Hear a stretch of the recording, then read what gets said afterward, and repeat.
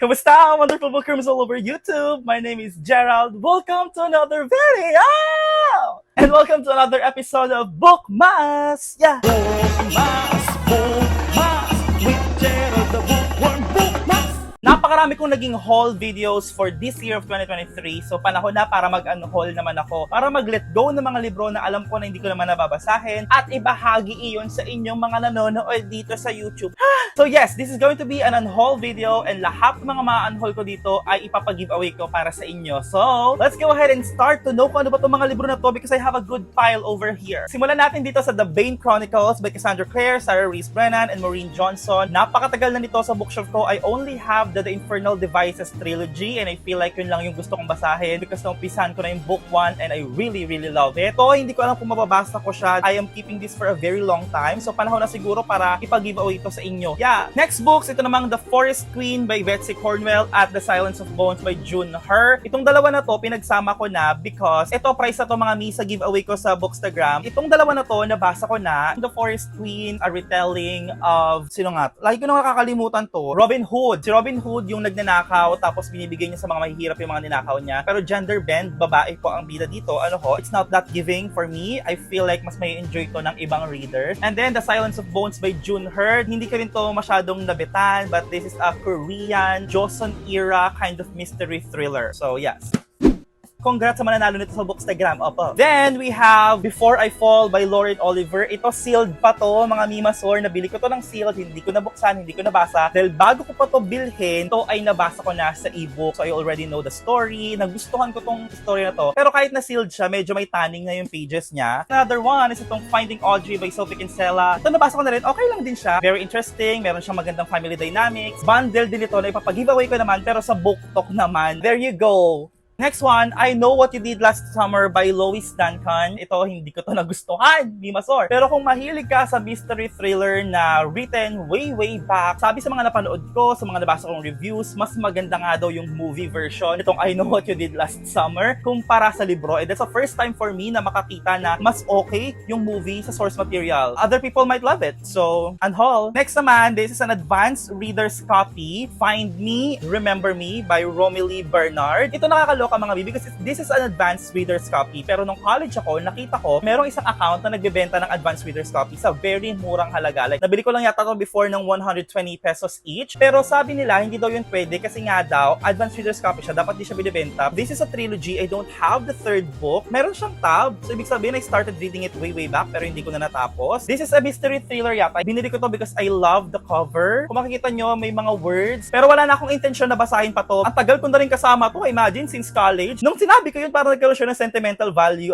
pero para mabasa siya, para magawa niya yung purpose niya, unhaul. Next book, mga mimasor, is Because You Love to Hate Me. This is by various authors. This is the 13 Tales of Villainy. Binili ko to sa Big Bad Wolf way back. Binili ko to because some of my favorite booktubers ay may collaboration with the authors. Well-known ang mga authors na nandito sa anthology na to. This one, may enjoy to ng iba. Sana mabasa ng iba, unhaul. Next book, All Rights Reserved by Gregory Scott Katsulis. Ito ay bigay sa akin ng isa sa subscribers ko dito. Pero I need to unhaul this, Mima, because hindi siya pasok sa aking taste. This is a dystopian kind of book wherein dito sa mundong ito, lahat ng mga gestures, mga words ay copyrighted. Lahat ng mga sasabihin mo at gagawin mo mga gestures, magbabayad ka po pag ginawa mo.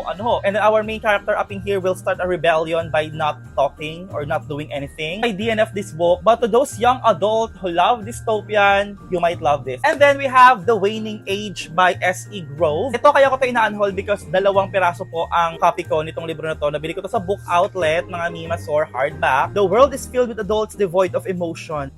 Parang tinatanggal yung feelings and emotion ng mga tao dito sa mundong ito. And then, we will have our main character in here na talagang natanggalan na siya ng emotion. Pero bakit nakakaramdam pa rin siya ng pagmamahal sa kanyang little brother? Next one! What Light by J. Asher. Nabili ko to sa isang sale ng National Bookstore way back nung skeleton pa ang aking bookshelf. Goodreads yata to for Christmas because this is a Christmassy book. May mga snow, may Christmas tree. Yeah, alam niyo naman, di ako ma-romance, di ba? So, ang tagal na rin itong nakatambay sa bookshelf ko. Next book, Beth and Amy by Virginia Cantra. This one, nabili ko ito sa National Bookstore. This is a retelling of Little Women, but this time susundan natin yung dalawang magkapatid na si Amy and si Joe. This is part of a series. Yung isang libro naman, Other Two Sisters, yung susundan natin. Nabili ko lang to this year in collaboration with National Bookstore. Alam ko naman hindi ko ito mababasa, so I will just unhaul this, give it to hopefully someone na makakabasa nito. Next is Geekerella by Ashley Poston. Nabili ko din to sa sale. Nabasa ko na tong libro na to, mga mi, but I kinda don't like it. I feel like ito, may enjoy to ng mga young adult na mahilig sa romance. Ang ganda ng copy nitong libro na to. It's time to let it go. Next is Our Dark Duet by Victoria Schwab. Kaya ko to i-give away because wala ako nung book 1. Wait, pag-giveaway ko ba to or bumili na lang ako ng book 1?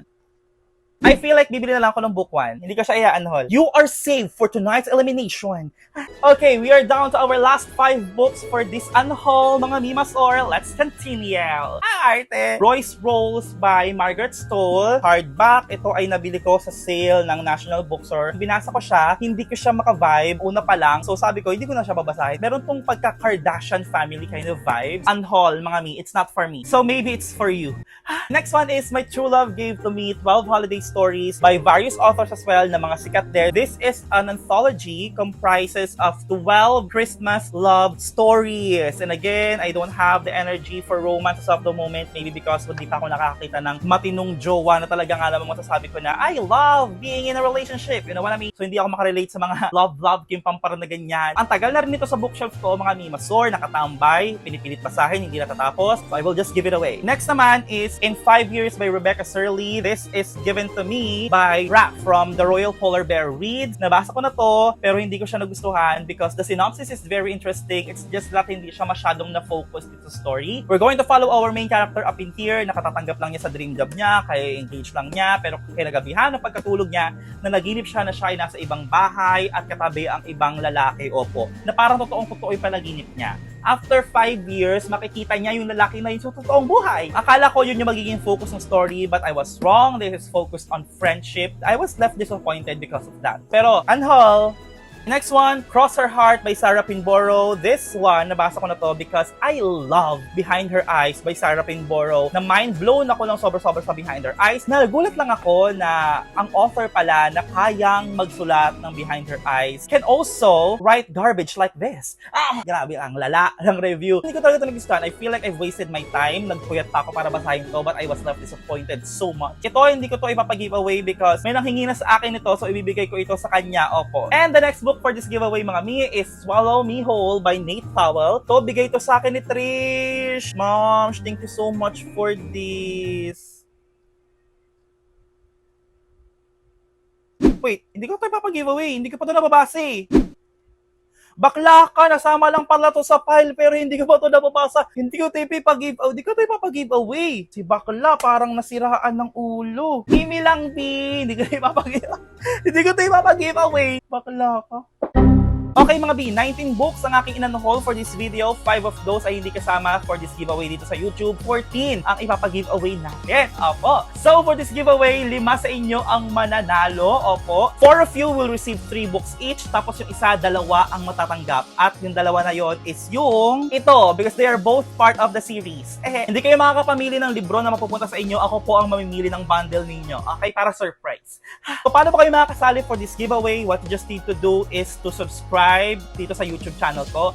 Like this video, apo. And mag-comment kayo ng memories ninyo together with this YouTube channel. Gusto ko mabasa yan, opo. And isama nyo na rin sa comment ninyo yung isang libro na bet nyong makuha if ever kayo ang manalo dito sa file na in-unhaul ko, opo. Pero just a reminder, bago ka sumali sa giveaway na to, please know na ikaw ang mag-shoulder ng ating shipping fee because ang ginagamit ko sa shipping ay Shopee. Yun ang pinaka-convenient sa akin kasi sila yung pupunta dito sa bahay para i-pick up yung parcel. I will list this product as a bookmark worth 5 pesos. This giveaway will run up until December 22. Idodraw ko ang winner December 22 din. Opo. The winners will be announced sa beginning ng Bookmas video na i-upload sa December 24. So good luck sa inyo mga mimasor and sana manalo kayo.